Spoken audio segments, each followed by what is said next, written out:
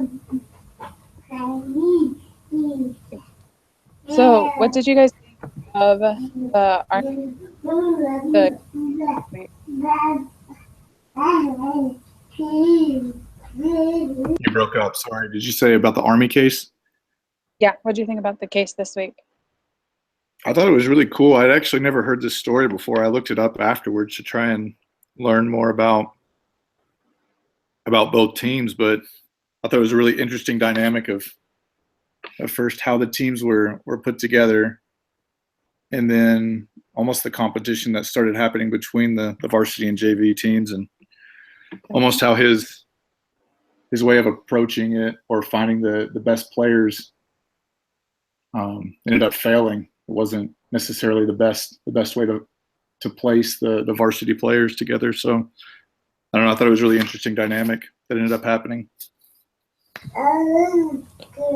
For me, I thought it was interesting as well that the one of the biggest dynamics there, one of the biggest factors that made them successful or not successful was teamwork and how they worked together and how they meshed. I thought that was very interesting. So I think sometimes it's more important how well people mesh more than how specialized or how well they are at certain things. Mm-hmm. Yeah. But also some of the videos of people who rode those eights, I'm like, that's some intense teamwork that has to go on, especially with the fact that you can't adjust. If someone else makes an error, you have to keep doing the thing you're doing. You can't try to change and adjust, or else it'll throw you all off. Oh, yeah. That just kind of goes back to that trust. Yeah. Did you think the varsity members engaged in too much conflict? Like we're nitpicking each other too much? I think they were a little bit overly judgmental of each other. I think you also have to understand that, nobody's perfect. And I think that also leads in, to teamwork. Like if you make sure that you understand you're not perfect, you understand you're trying and that they're trying as well, then I think teams work better together. Do you think there's an appropriate level of conflict? Absolutely. There has to be disagreement. Otherwise problems don't get solved. Yeah, I think one of the biggest problems with the varsity team is whenever there was conflict, it was almost a singling of other individuals out and kind of pointing the finger. Yeah. Of taking any blame on themselves, they would put it on somebody else, as opposed to the JV team. They never singled any rower out, it said. But they made a point to make sure that any criticism was done towards the team and that everybody needed to work on it, as opposed to, pointing my finger at Gabe or Cassandra and saying you're the cause of our failure or whatever it may be. So I think complaints are important, but I don't think everybody should be singling everybody out all the time, because then they're not working together as a team, they're working as individuals. Yeah. So you feel the way the JV team handled it, of going as a group saying, this is what we can improve on to be better, was a better way to handle the problems that they were maybe facing than pointing at one person and saying, you're doing this wrong, fix it. Yeah, I mean, the JV team, it talked about on page 7 how they had more of a common goal. They weren't rowing for themselves, their coach, or their Army team. But I felt like the varsity team had this mindset that since they're varsity, they had to be better, and because they weren't better, it was someone else's fault. When the JV team didn't have anything to lose, they were just racing to race. They're almost doing what they loved and were passionate about it. And I think maybe some of that passion for the varsity team went away. Yeah, I definitely think passion is something important to help you accomplish goals and things that are happening. Yeah, absolutely. I had to read this case study last semester for a leadership class I had to take, and I thought it was very interesting then that one of the big things too was the JV team seemed to really trust the leader, the one that was kind of keeping them in sync, and seemed to trust everybody in there. And one of the problems with the varsity team was the fact that a lot of them didn't trust each other. Like you said, they're pointing fingers, and there was a clear leader, but they didn't really trust him enough to follow what he told them to do. Mm-hmm. Yeah. Well, didn't it say somewhere that the varsity team really didn't have a strong quote unquote leader? But Yeah, I the might have said JV that. team had a lot of really good individual leaders. Yeah. Page 7, it says they were trying to identify different things. So they said the pattern emerged from examining the matrix was that the varsity's boat members had the best technical skill and conditioning among the 16 rowers, but no one was classified as a leader, while several were labeled as team disruptors. And then the JV boat had virtually no team disruptors.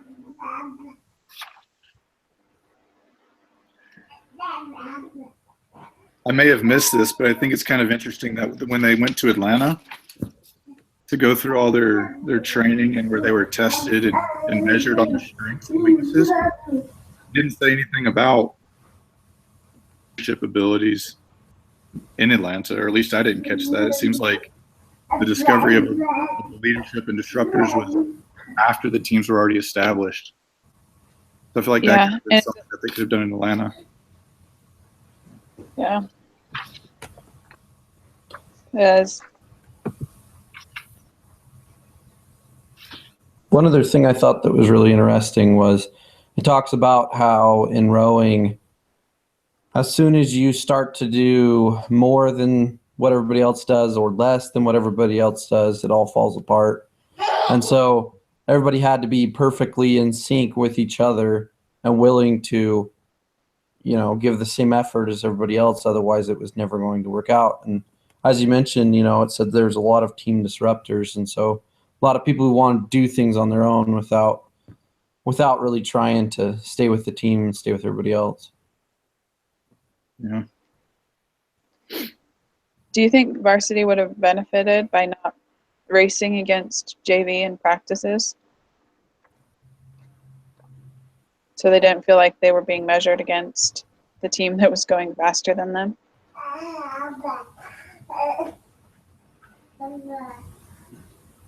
I don't know. I say yes and no. I think it could have been good at the beginning because then they wouldn't have felt like they weren't good enough, and they wouldn't have pointed the finger, and they maybe would have developed a strong family-like or team-like culture. But at the same time, I think if they never raced the JV team, they would never be able to know what their standing was. They would never know that they need to either improve or whatever it may be. So I'm kind of torn on which one's the right answer. Yeah, there's good and bad parts of competition. You have to have some competition to know how you can improve. Yeah. But too much competition puts a lot of pressure that people don't want to maybe acknowledge or deal with, and it just builds on the stress that maybe varsity was feeling about things.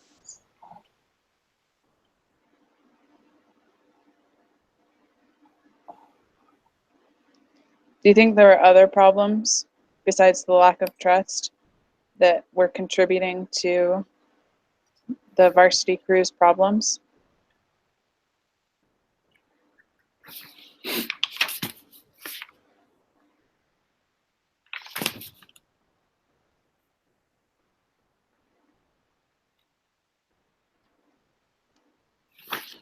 I think the big ones we already talked about. I think the big one was for me was almost just pride.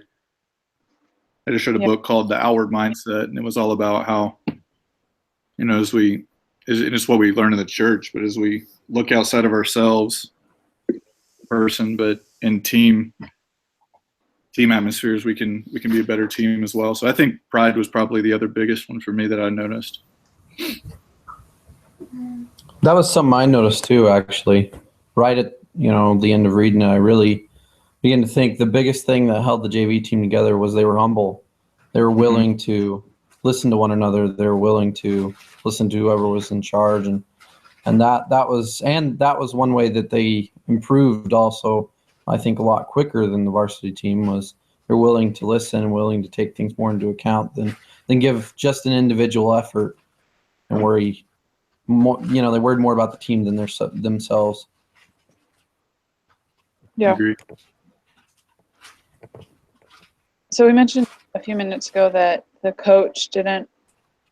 varsity team didn't have any clear leader. Do you think the coach could have provided clear leadership in the process to help the team come together? Can you say it one more time? Sorry, you broke up on my end. Oh, you're good. So we talked about a few minutes ago that the varsity team didn't have a clear leader. Do you think there are things that the coach could have done to provide better leadership, or encourage a team member to provide leadership so they had someone kind of helping bring them together?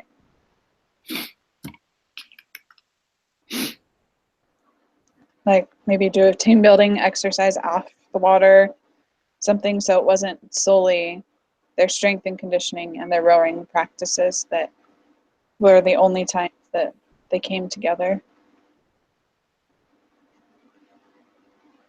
Yeah, this may be a silly example, but I did IBC a couple of semesters ago, and at one point during the semester, we got really weighed down with just trying to meet our goals and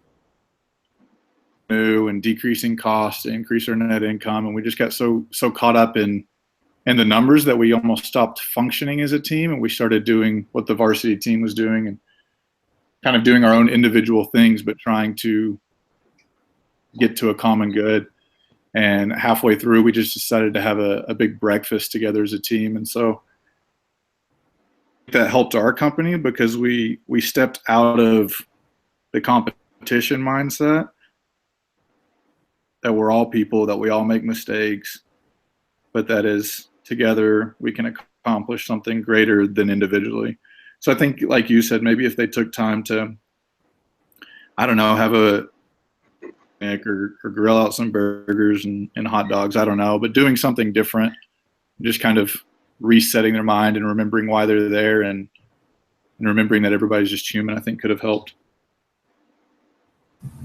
I think that the only thing that might help, but the main thing is they have to get past that pride and humble themselves, and I think that's the only way that they'll end up changing, end up being able to find a clear leader as well. Otherwise, they won't even listen to him. Do you think the coach should have intervened earlier? Because he saw a problem early on in the season, but he really didn't do anything until the end of the season.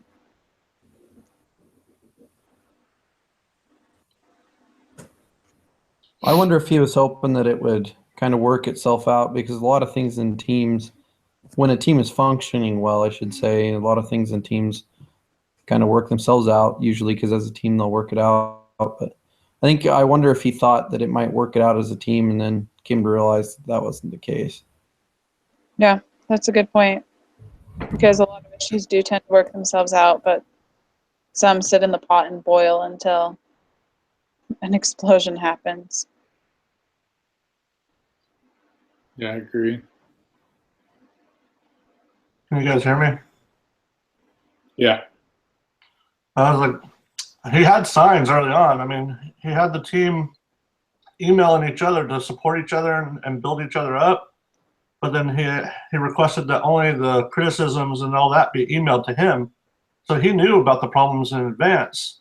It never said that he did anything about those criticisms or complaints. Yeah. And that was tearing the team apart.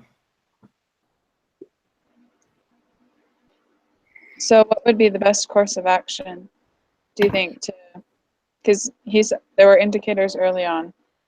What was something that he maybe could have done differently or a little bit better to avoid things coming to a head at the end of the season.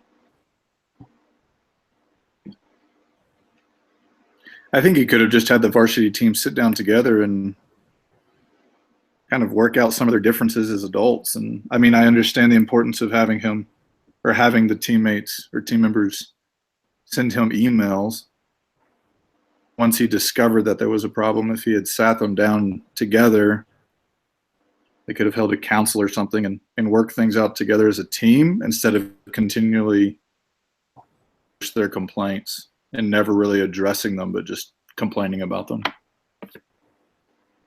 So doing what he did at the end of the case earlier on. Yeah. Sit down, talk to the team, and let them brawl it out before their last meet. Yeah.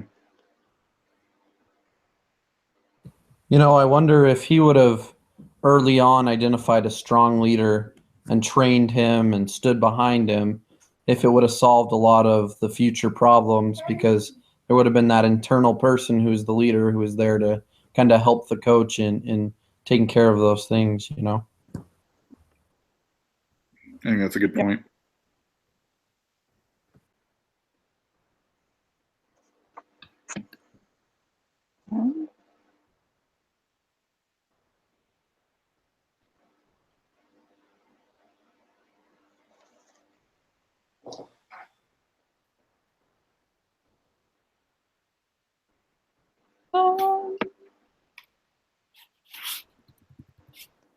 Sorry, I'm trying to figure something out. There's a question it suggests asking, but I don't know what the date goes with. It says, what do you think the coach should do on Tuesday? So I'm assuming that's the day.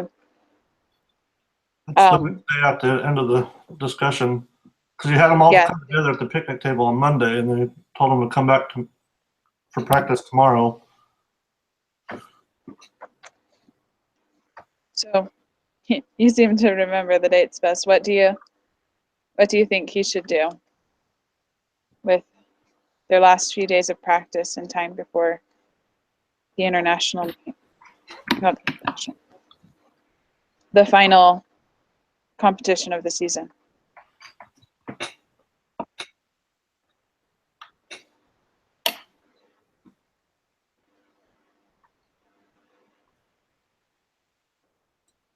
Well, I actually did this case last semester for another class, and we actually discussed what he should do, and somebody found online what he actually did do, which is actually exactly what we discussed. Yeah. Go ahead. I was going to say, so you agree with what your team thought and what your team came up with the final answer that he came up with? Yeah. I don't know. When I first read the case, because I've done it for other classes as well, before the team meeting, I was like, just switch JV and varsity. JV might not be quite as ready, but varsity is having attitude and issues, and maybe it would snap something into them to realize what they're doing wrong and realize you guys need to work together better as a team, support each other like JV is doing, and like reward people for doing things the right way.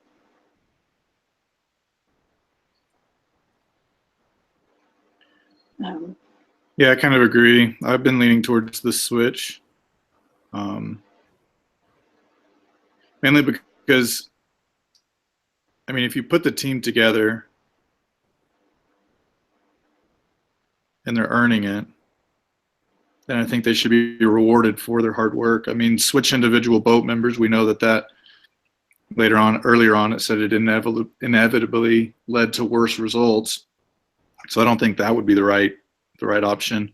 But I almost wonder if rewarding the JV team for their hard work and everything that they've done, if that might not be, a good idea. It may tear apart the varsity team even more, though, and that's the only concern I really have is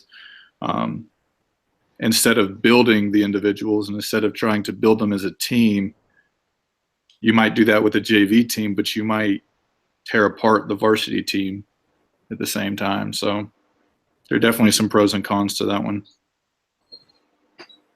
Yeah. Another interesting thing I thought of while you were talking was the fact that they attend a military college. Teamwork is essential when it comes to the military. You have to have that clear, defined leader, but you also have to have you working as a team, because if you're not working as a team, then things are going to go downhill, and depending on where you're at, you can start losing members of your team if you don't work together and do things right. And so I think this is something that they need to learn as important for the future, because everybody's going to work in a team. And if you're not going to work alongside your team and work together, then things are going to be a lot rougher. They're going to take you twice as long to complete than if you guys all work together and accomplish things together. Yeah, and thinking ahead to next season, the best option if they're to look into long term would to be really to pick a leader out on that varsity team and train them really well and support them. But the best option for the immediate meet, I would say, would probably be to switch it. But like you said, there's all those factors and those issues that it could and might cause. And then again, it could really cause the varsity team to look at themselves and really pull together as a team to try to get back their spot. Sure. They started out as the best, work together to become the best again. I think that's the biggest thing, though, is they got to work together. I mean, the whole thing is they all had their own ego, and then if you pick one leader and they're still got this problem, and the coach is backing this one person, then there's going to be resentment because this one person is the coach's favorite on that team, and it's not really solving your problem, even selecting a leader, unless the whole team works out their issues. Yeah. So have them work out their issues and then select the leader, someone that the coach can stand behind, but also the team members could stand behind. Yeah. Okay. Well, I could see the leader helping them work out their issues, though, too, because he's going to know better than what the coach does, what those internal issues actually are. True. And he may not choose somebody that everybody likes, but I think over time, if he coaches him up enough and trains him enough, that leader could eventually help solve all those problems. Good point. Yeah. Mm-hmm. Any other ideas about what the coach should do?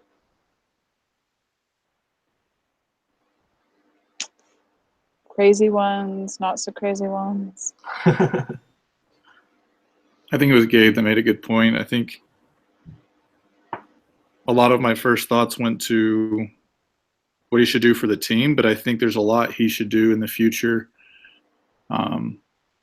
in regards to making a team. And I think he needs to take note of what to look for and consideration when establishing the varsity and JV teams. So I just thought that was a good point that the coach has things that he needs to do in the future as well. So yeah.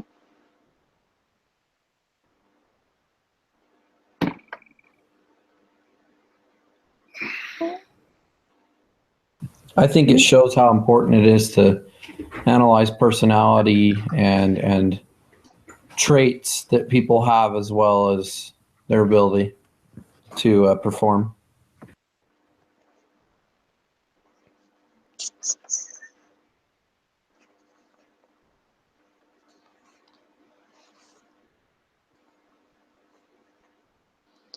Yeah, I think that is important. That reminds me, on page 2, it talks about the elements of success. So the first one is, your strength and conditioning, because you have to do that to be able to endure the long rows, and your technique so you can go the fastest. But number 3 is psychological dimensions. So I think that kind of deals with how people are working together, and whether you have that leader that we've talked about doing that to help bring the team together and help them work together during the season. And then the last one says the program organization. So part of it is the team and how they're working together and how they're getting along, but also it's how the coach is coaching them and encouraging them, and maybe the program needs some changes in the future so that varsity doesn't run against these same problems in the future, and they can continually improve as the season goes on, rather than start out good, go downhill, and finish off maybe on a little bit of a high at the end of the season.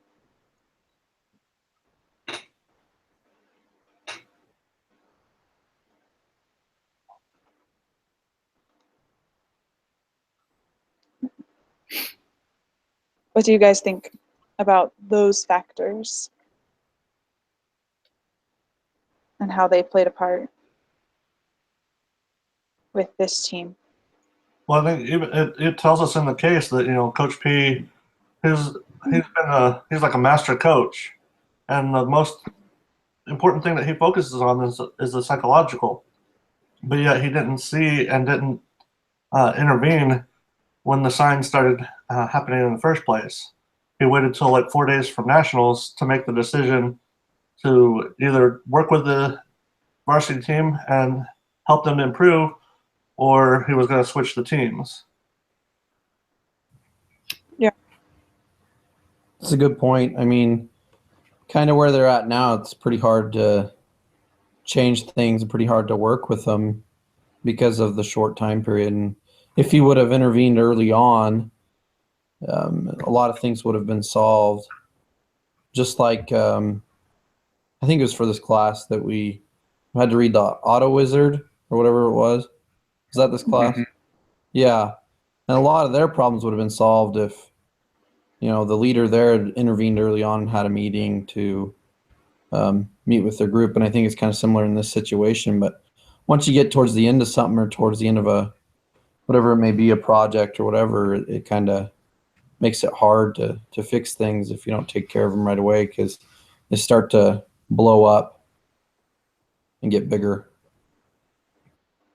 Yeah, they had already developed these bad habits and a bad culture, and I feel like good habits are hard to form but easy to live with. And if you start them at the beginning, but bad habits are the opposite. They're easy to form, but they're hard to live with. And I think because they're hard to live with, they're harder to change.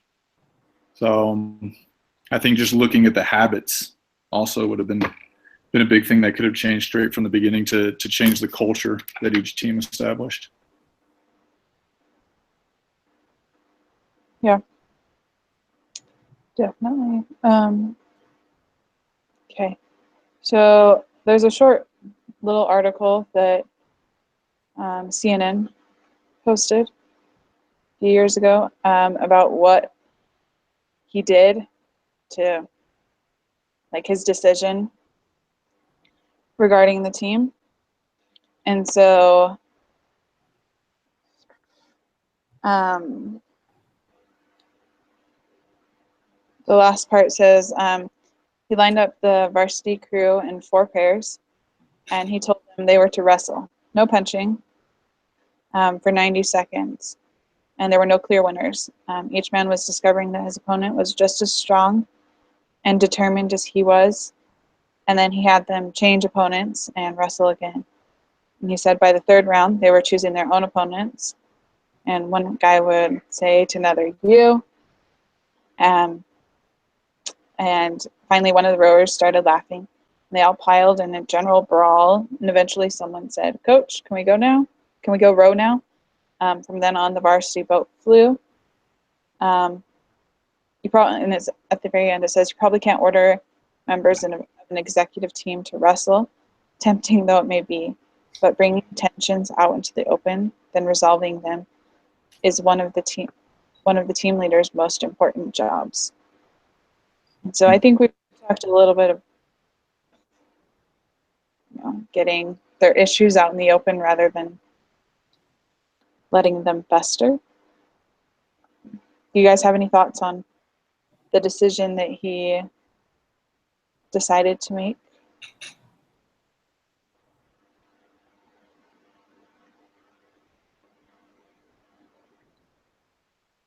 Or maybe why this response worked?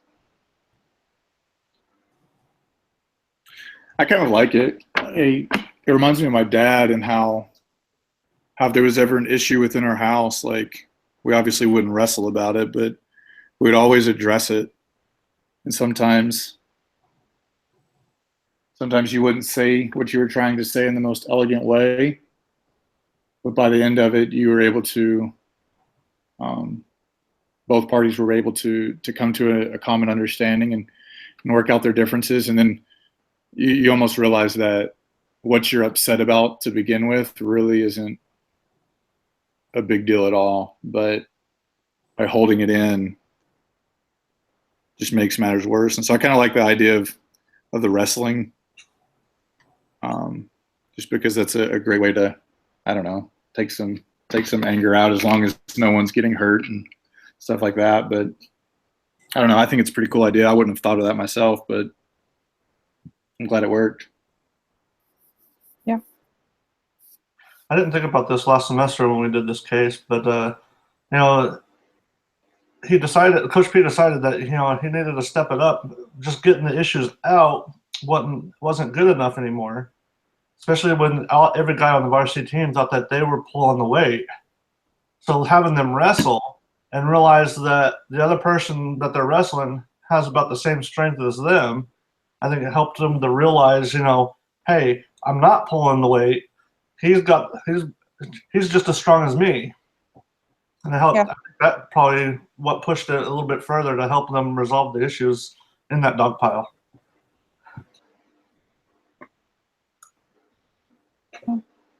Yeah, maybe it compelled some of them to be humble by seeing that they weren't the strongest, maybe. Yeah. So how do you think you could apply this approach to a business setting? Buy some wrestling mats. I don't think that's quite what I have in mind. I think making sure that you have activities as a group, as an office, whatever it may be, outside of work, such as, I don't know, going to somewhere to golf as a group or whatever it may be. I think those kind of things relieve stress. They let people get to know each other, and they also let people kind of bond. And so they get past those barriers of pride and the barriers of thinking that they're doing everything, start to realize that everybody else isn't so bad. Yeah. I read a book. Go ahead. Sorry. I read a book, The 5 Dysfunctions of the Team, something along that title, for another class. And in the story, she had them, she's like, be open about your complaints, what's going on, but like do it in a constructive criticism type of way. So don't feel like you're just pointing out the faults. Realize that there's things that you may be doing that irritate other people. But, if we get things out in the open, it allows us to talk and communicate about what's going on. But, if you can't handle that format, maybe the way that work environment is not for you, or you need to change something about your attitude to get to, so you can handle that, so that you can be part of that open environment, working alongside your other coworkers to accomplish your common goal.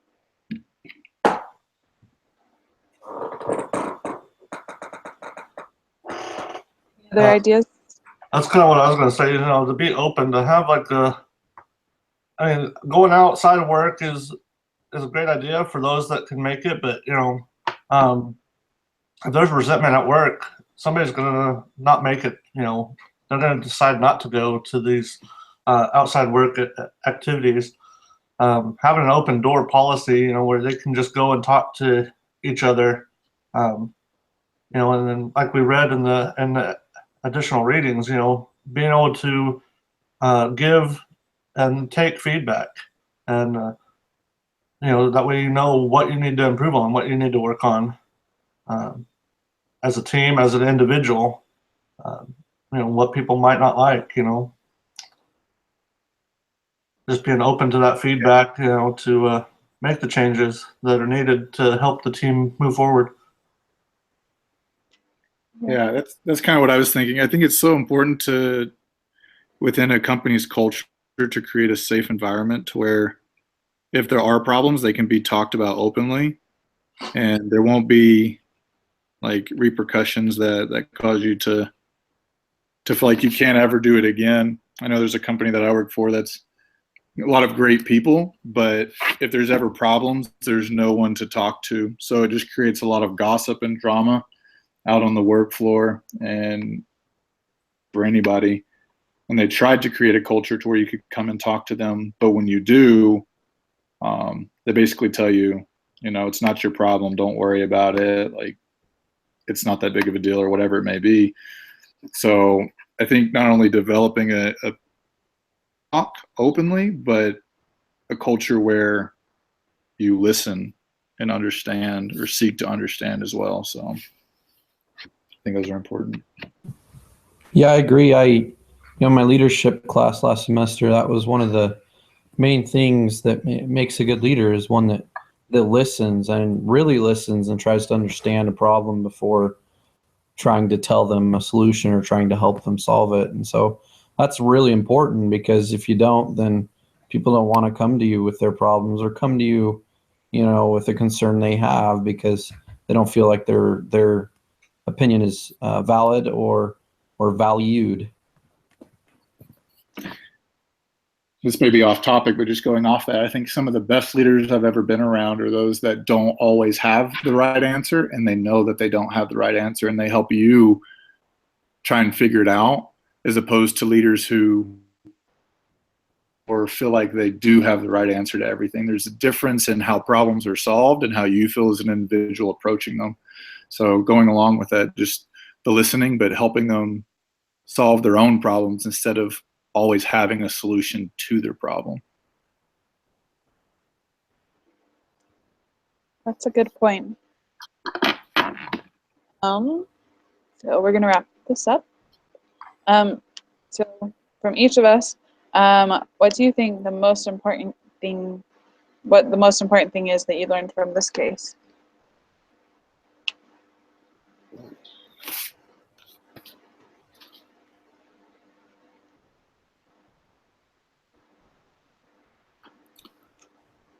I think this is kind of cliche maybe, but it goes back to something we've all heard, that there's no I in team.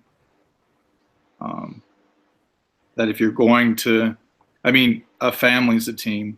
And if you try to do everything by yourself and point the finger, the family would fall apart. But as you put away your pride and you have an outward mindset, you can really grow together as a team and accomplish a lot more. Kind of like the workhorses that we watched in that short little video with the synergy. You can do so much more with you can by yourself. And so just remaining humble and knowing that you can only progress so far by yourself. The way I had. Okay. I think for me, the most important thing is communication. That's what makes teams work so well. That's how problems get resolved and issues get resolved. And like, he said also humility, everybody having humility, including the leader, and trying to understand and listen. Those are, I think, the most important things and solving problems early on. I think those are some of the most important things that we can learn and that I learned from this case study.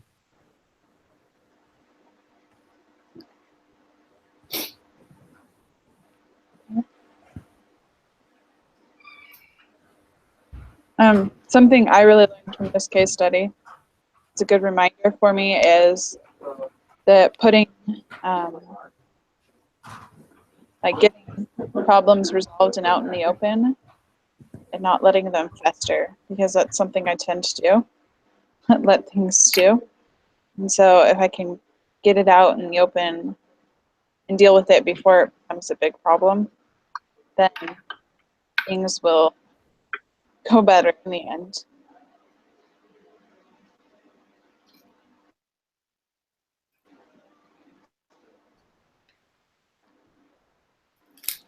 Joseph, do you have what you learned from the case? I think it's pretty much the same. Big thing is is a combination of everything. Working together, communicating, being able to express yourself. But I think that early on, even in the season, the coach made the teams by individual strengths and conditioning. And then it wasn't until at the end that he put the team together. And it was like, so you're putting all these individuals in a team, but he didn't really express teamwork and working together as much as I think he should have. Yeah, it's like I can see how the varsity team would have, kind of got that in their head that I made varsity because I'm strong. I'm this, I'm that, whatever. Each individual, because the last race in Atlanta when they were training was it wasn't till the last race that they worked as a team, and then after that it just kind of fell apart because everybody, kind of had their ego, and there was no communication amongst the team as far as hey, building each other up. It was tearing each other down. So I think it's a combination of what everyone said. Working together and communicating. Yeah. Okay. How would you guys rate the quality of today's discussion? I don't know if there's like a number scale, but I think everybody did really well. 10. Sorry, 0 to 10.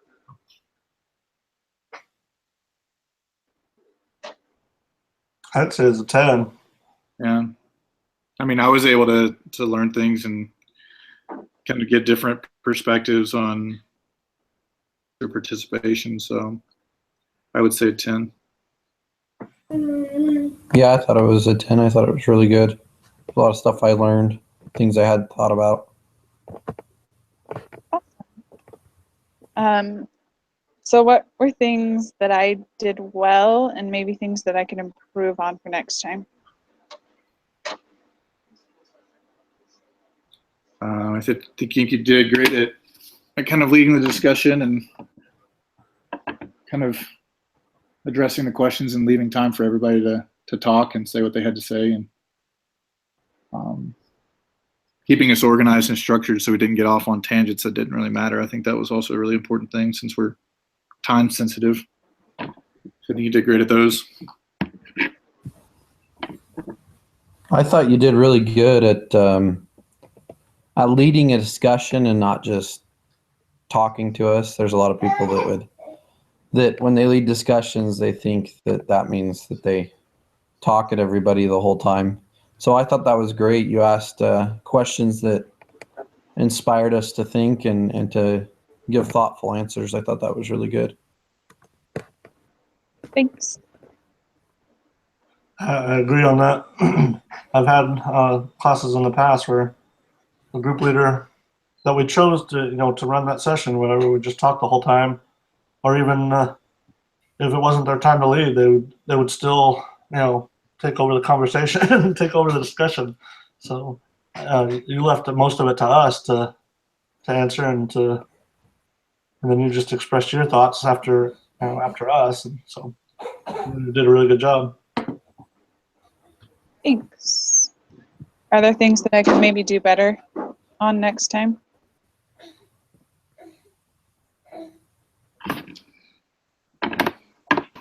I can't think of anything specific. I think you did great with getting us organized with the group text and everything and leading us there too. So I don't have any answer right now. I did have a question. When do we have to meet for the doohickeys problem? That's probably intended to be an extension of these, but Okay. since we're under a time constraint,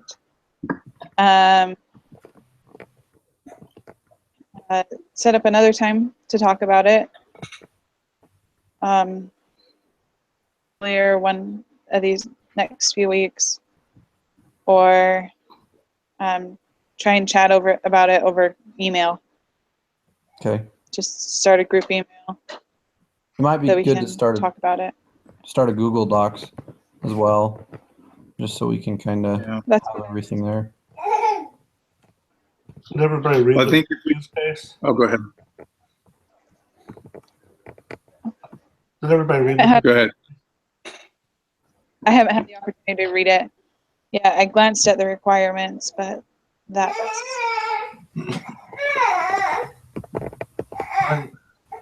I think what we need to do is, communicate with each other, but, for each person to maybe pull out a problem that they see and then maybe come up with solutions.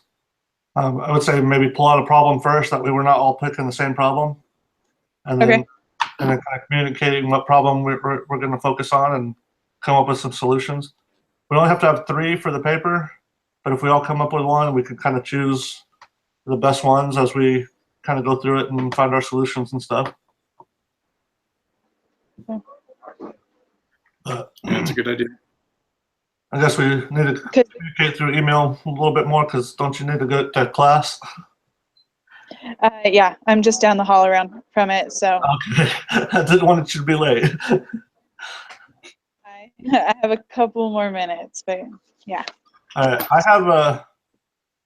have a document that I set up that we used for a previous class.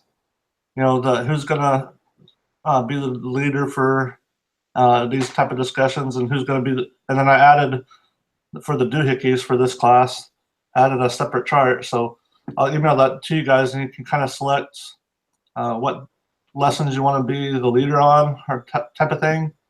That way we know who the leader is going to be for these weekly discussions, and then who's going to be the leader for the doohickeys. There's 4 doohickeys, so we all get basically the opportunity to be a leader on one of them. Okay. Discussion leader. 'Cause I feel like I remember. There's one every week except for week 14. So starting this week through week 13, there's a. I guess I feel like Stanley mentioned something like we're only required to do the discussion leader assignment twice during the semester. Yeah. Yeah. So basically, there's Hang out. 11 from what I So saw. we need a discussion leader for all of them, but maybe we don't have to do the assignment for all of them. Yeah, I think after each of us have led twice and we've submitted the assignments for leading, I think it changes. I don't know if we still submit something or if we don't have to anymore, but something does change after we've done 8 total, from what I understand.